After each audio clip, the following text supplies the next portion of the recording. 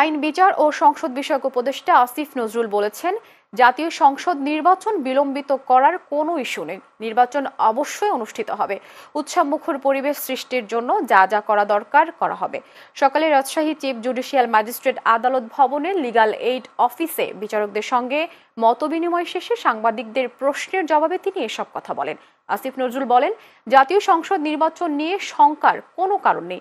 সরকার ফেব্রুয়ারির প্রথমার্ধে নির্বাচন আয়োজনের ব্যাপারে বদ্ধপরিকর। রাজনৈতিক দলগুলো একে অপরের উপর চাপ সৃষ্টি করার জন্য ও উপদেষ্টাদের উপর চাপ সৃষ্টি করার জন্য বিভিন্ন কথা বলে। তাদের কথাই জনমনে নির্বাচন নিয়ে শঙ্কা তৈরি হয়।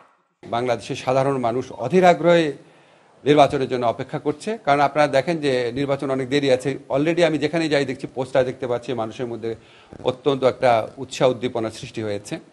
তো নির্বাচন নিয়ে আশঙ্কার কোনো কারণ দেখি না। আমি মনে করি রাজনৈতিক দলগুলো একে অপরের উপর চাপ সৃষ্টি করার জন্য বা আমাদের উপর চাপ সৃষ্টি করার জন্য কিছু কিছু কথা বলেন, আবার কিছু কিছু কথা হয়তো জেনুইনলি বলেন। সব কিছু শুনে হয়তো মনে হয় যে নির্বাচন নিয়ে একটা অনিশ্চয়তা বা আশঙ্কা রয়েছে। আমি আপনাদেরকে দৃঢ় কণ্ঠে বলতে চাই, আমরা সরকারের পক্ষ থেকে ফেব্রুয়ারির প্রথমার্ধে জাতীয় সংসদ নির্বাচন আয়োজন করার ব্যাপারে বদ্ধপরিকর।